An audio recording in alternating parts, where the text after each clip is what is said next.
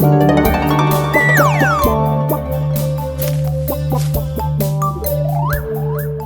আকাশে কি দেখছো গো গুলটে মামা? দিলি তো আমার তালটা কেটে। ক্যালটা বুলাস বলদ পাঁচু। তাল?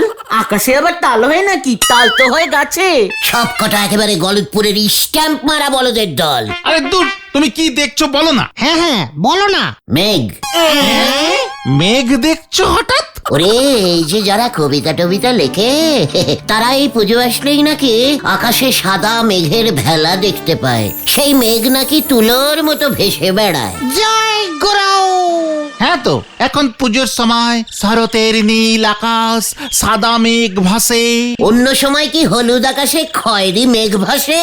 যত সব উল্টো পাল্টা কবিতা লিখে গেছে, সেগুলোই তোরা পড়েছিস, তাই তো ফেল মেরেছিস। আরে ওসব তো কবির কল্পনা গুলটে মামা। শরতের সুনীল আকাশে তুলার মতো পেঁজা পেঁজা মেঘের ভেলা ভাসিয়া যাইতেছে। খুব ব্যাড কল্পনা। তুলো দিয়ে কি ভেলা বানানো যায়? ভেলা বানাতে হয় কচুরি পানা দিয়ে, বুঝেছিস? তাছাড়া আকাশে ভেলা ভাসবে কেমন করে? ভেলা তো পুকুরে ভাসাই আমরা। ঠিক ঠিক। তাছাড়া ভেজা তুলো ভারী হয়। ওই কবিগুলো কিছু জানতো না। তুলোর মতো ভেজা ভেজা মেঘ কখনো ভাসতে পারে? ক্যালটা বুলাসের দল। মা, ভেজা মেঘ কখন বললাম? কবিরা তো বলেছেন পেঁজা পেঁজা মেঘ।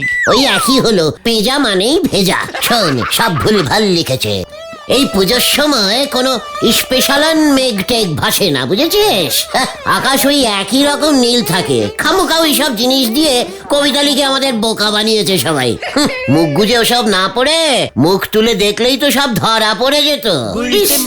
সে সময় যদি তুমি এরকম বলতে না, এখন আর এসব বলে কি হবে? তার থেকে বরং বলো, এবার পুজোয় আমরা স্পেশাল কি খাবো? Egg roll. হ্যাঁ, সপ্তমীর দিন এগরোল, অষ্টমীর দিন ঘুগনি, নবমীর দিন আইসক্রিম, আর দশমীর দিন কোল্ড ড্রিঙ্কস। আর সঙ্গে মিষ্টি। ঠিক ঠিক। তাহলে তোরা সবাই আমার কাছে 50 টাকা করে জমা কর, আমি কিনে দেবো তোদের। হ্যাঁ, চল দেখে নড়ার কাছে যাই। তুমি কিছু খাওয়াবে না গুলটে মামা? এত কিছু খাওয়ার পর তোদের পেটে জায়গা থাকবে? তোমার তো থাকবে। মানে আমি তোদের ফুচকা খাওয়াবো। জয় গুলটে মামা কি? এখনই এত জয় ধ্বনি মারিস না। আগে দেখি এবার পুজোয় নড়া ফুচকা বিক্রি করে কিনা।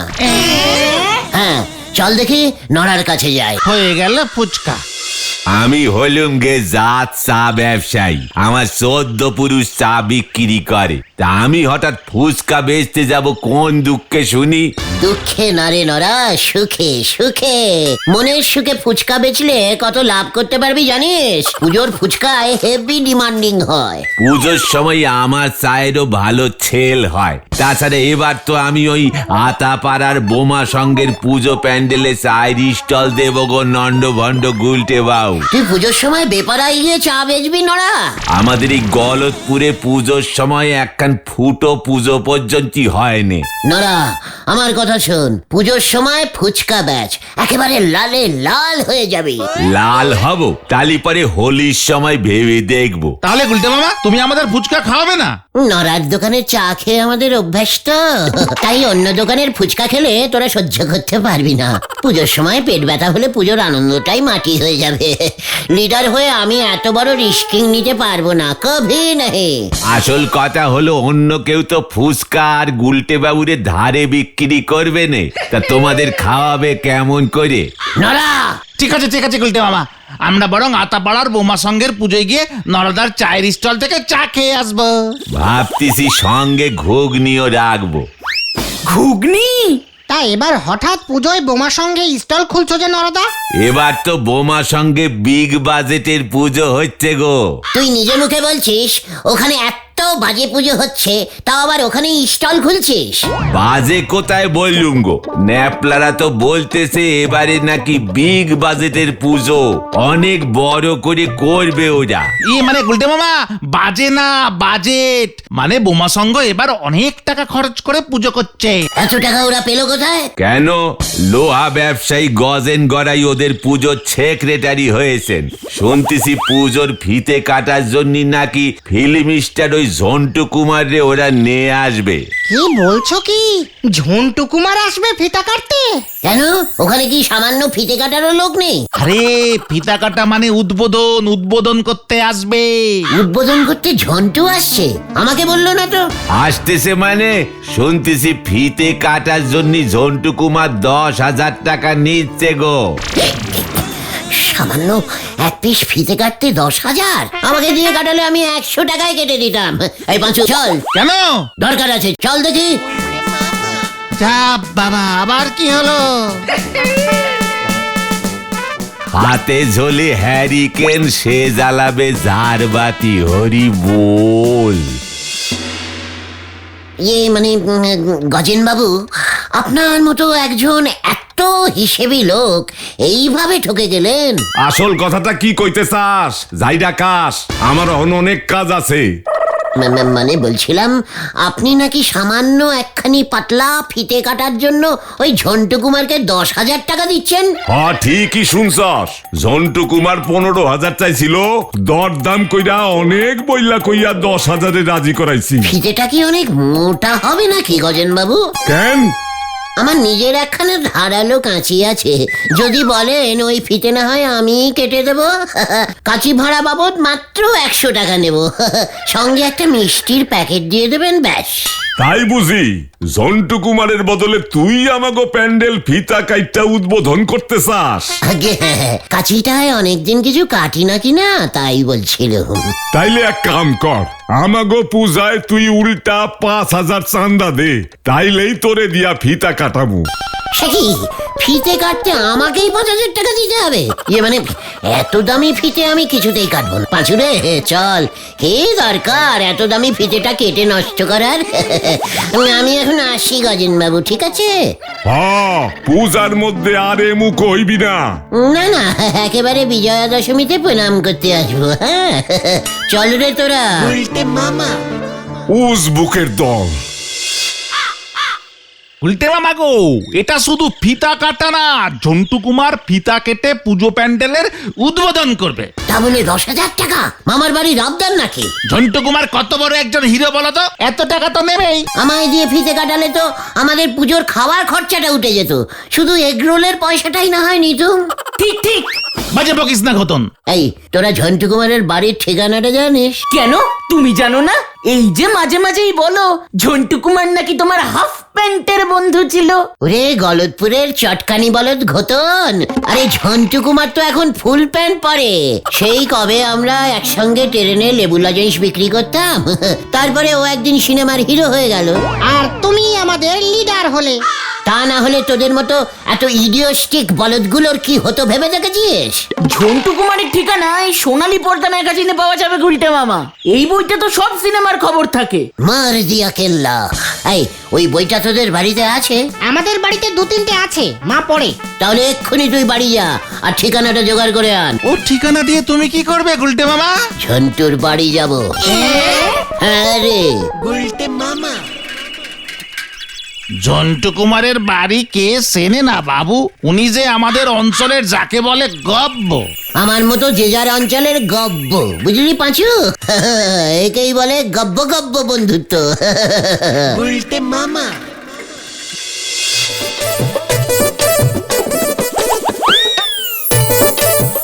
বাবা, ঝন্টু এত বড় বাড়ি করে ফেলেছে, আমাকে বলেনি তো।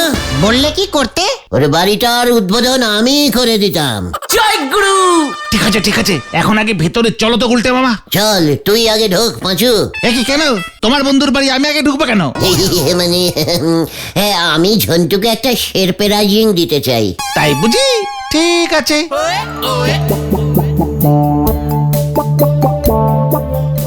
रुकिए रुकिए, শিখিয়ে अंदर जाने के लिए परमिशन है? কেন এখানে আবার বান্দার এলো কোথার থেকে? ये মানে দারোয়ানজি, উনি ঝন্টু কুমারের বন্ধু, ওনার সঙ্গে দেখা করতে এসেছেন অনেক দিন পর। হাফ প্যান্টুলুন কা বন্ধু। বন্ধু, আমরা একসঙ্গে লেবু লজেন্স বিক্রি করতাম, বুঝেছ? क्या? লেবু লজেন্স, সেই লেবু লজেন্স, একটা যারা না টাকায় ঝটা, এই লেবু লজেন্স, এই সব সমঝা। ये दारोन जी, ये एक्टिंग करता है। झंटू कुमार हमको बुलाया है। ओ, साहब ने बुलाया, ठीक है, आप लोग इधर रुकिए। এবার ঢোকরে কালটা বুলাসের দল। वो लोग आपका दोस्त बोलता है। গুলটে মামা।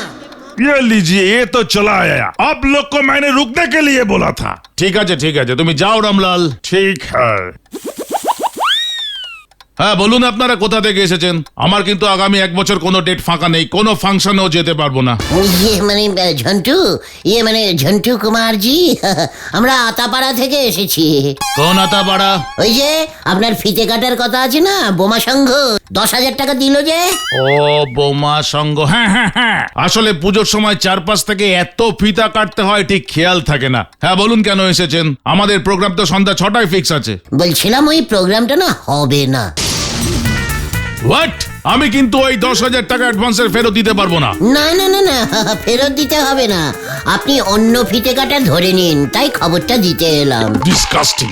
আপনাদের ওই সেক্রেটারি গজেন বাবু আমার হাতে পায়ে ধরে 10,000-এ রাজি করালো।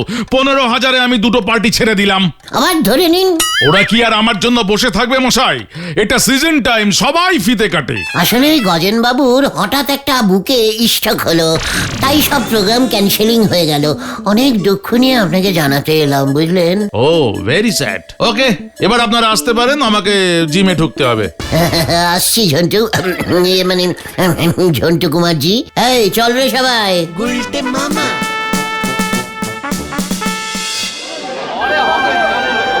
গুলটে মামা, কেসটা একটু বাড়াবাড়ি হয়ে গেল না? কিছু বাড়াবাড়ি না, এবার তাড়াতাড়ি গজেন বাবুর বাড়ি চল দেখি। তুমি যে কি করছো, মাথাতে কিছুই ঢুকছে না। ও গুলটে মামা, ঝন্টু কুমার তো তোমাকে চিনলই না। ঘরের মধ্যে সানগ্লাস পরে বসে থাকলে কি আর চেনা যায়? তুমি তো পরিচয় দিতে পারতে, লেবু লজেন্স বলে ডাকলেই চিনে যেত।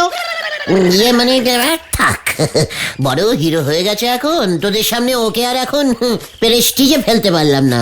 এই থাক, ওই গজেন বাবুর বাড়ি এসে গেছে। আমরা কি ঢুকবো গুলটে মামা? অলবাত।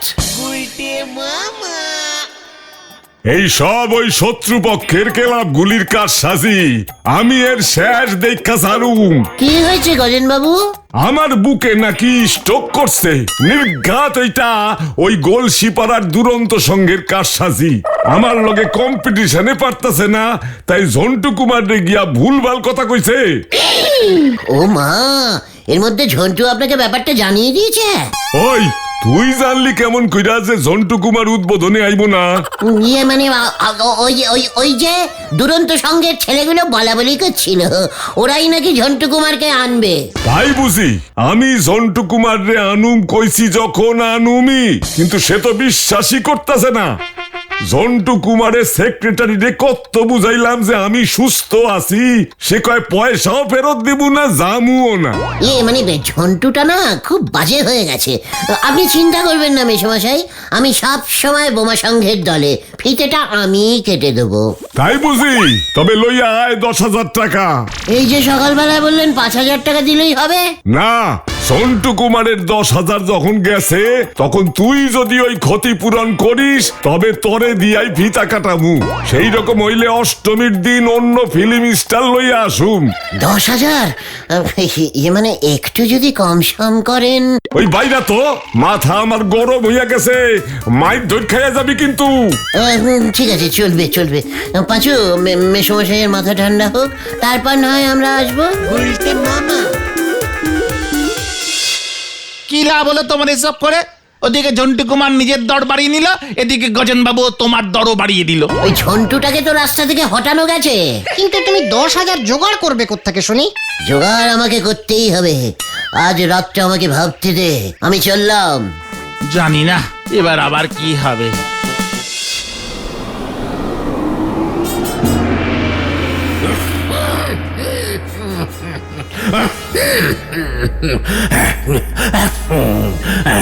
মহালয়ার দিনে মা দুর্গার পৃথিবীতে আসা বন্ধ করবার দায়িত্ব দিয়েছিলাম, পারিসনি। সাধে কি তোকে আমি নিষ্কম্মা অসুর বলি? আর একটা সুযোগ দেব তোকে। আবার কি করতে হবে মহারাজ? প্যান্ডেলে মা আসতে শুরু করেছে, তুই ওই প্যান্ডেল উদ্বোধন ভন্ডুল কর। কি করে করব মহারাজ? সেটাও কি আমি তোকে বলে দেবো রে নিষ্কম্ম? ঠিক আছে বলতে হবে না। কাস্তে কাস্তে প্রাণ বেরুলে আমি খুনের দায়ে পড়ব। কেসে দরকার নেই, আমি যাচ্ছি প্রভু, দেখি কি করতে পারি। ভাবলাম ঝন্টু কুমার না আসলে শেষ মুহূর্তে গজেন গড়াই আমাকে দিয়েই ফিতেটা কাটাবে, সেই সুযোগে আমি সমাজের টাকা হাঁকাবো। এখন দেখছি কেস ঘুরে গেল। ওদিকে 10,000 টাকা জোগাড় না করতে পারলে পাঁচুদের কাছে মান সম্মানটা একেবারে ঢিলা হয়ে যাবে।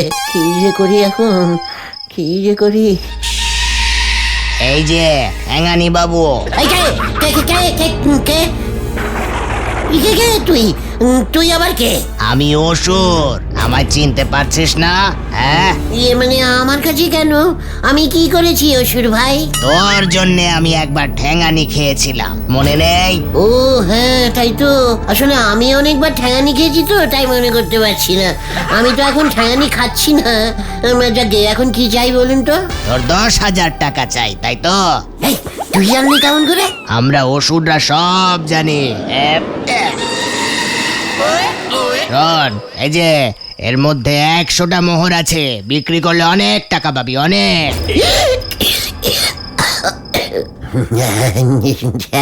100টা মোহর সোনার? 10,000 কেন, মনে হচ্ছে 1,00,000 টাকা হয়ে যাবে। তবে আমার একটা কাজ করে দিতে হবে। কি কাজ অসুর ভাই? প্রতিদিন তোর আশেপাশের সব কটা প্যান্ডেলের আলো টুক করে নিভিয়ে দিবি, বুঝেছিস? টুক করে, যাতে পূজা ভণ্ডুল হয়ে যায়। এই তো খুব সোজা কাজ। একদম নিশ্চিন্তে থাকো ভাই, আমি একটা প্যান্ডেলের আলো জ্বলতে দেব না, ফিতে কেটেই আলো নিভিয়ে দেব। মনে থাকে যেন, নয়তো আমি তোকে ঠেঙাবো। এই, এ কি, আমি কি স্বপ্ন দেখলাম নাকি? এ কি, এ তো সত্যি মোর। তাহলে স্বপ্ন নয়। পাঁচু রে, ও পাঁচু।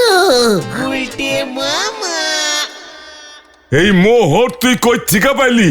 কোথায় ডাকাতি করছস ক কিন্তু?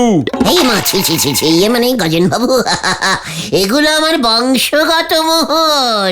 মানে আপনি তো জানেন আমার পিসে মশাইয়ের বাবা জমিদার ছিলেন, তার বাবা আরো বড় জমিদার ছিলেন। এত বড় বড় জমিদার সবাই মিলে ওই মোহরগুলো রেখে গেছে, ওগুলোই আপনাকে দিয়ে দিলাম। ওরা যদি জানে আমি ফিতে কেটে উদ্বোধন করেছি, তাহলে টোটাল জমিদার বংশই খুবই খুশি এবং গর্বিত হবে। আচ্ছা ঠিক আছে, মোহরগুলি এই ক্লাবের পূজা ডোনেশন ফান্ডে তাইলে জমা রাখলাম। আর ফিতে কাটা মানে উদ্বোধনটা? কাল সন্ধ্যা 6টায় ক্লাবে আইয়া পড়িস। ইয়াহু! চল পাঁচু।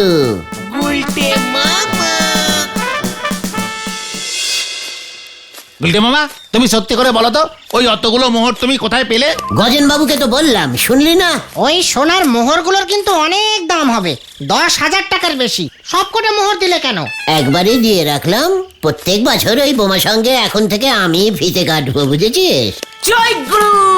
আমরাও যাবো তো গুলটে মামা তোমার সঙ্গে। আলবাত। সব ব্যবস্থা করে এসেছি মহারাজ, ওই মানুষটাই এবার যা করার করবে।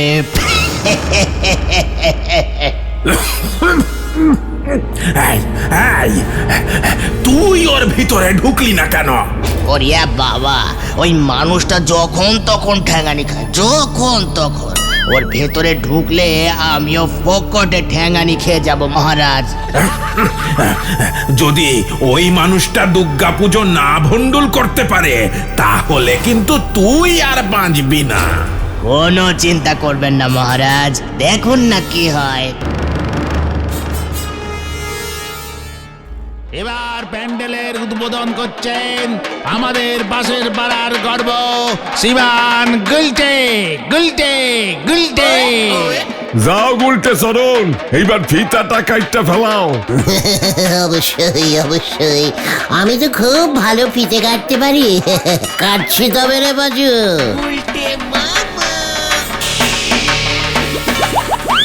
এর পরের কাজটা মনে থাকে যেন ঠ্যাঙানি বাবু। মেন তারটা কেটে দেবো। তুই আগে ফিতা কাট উজবুক। ইয়ে মানে কাটছি কাটছি। কাটলাম কিন্তু, হ্যাঁ এই কাটলাম।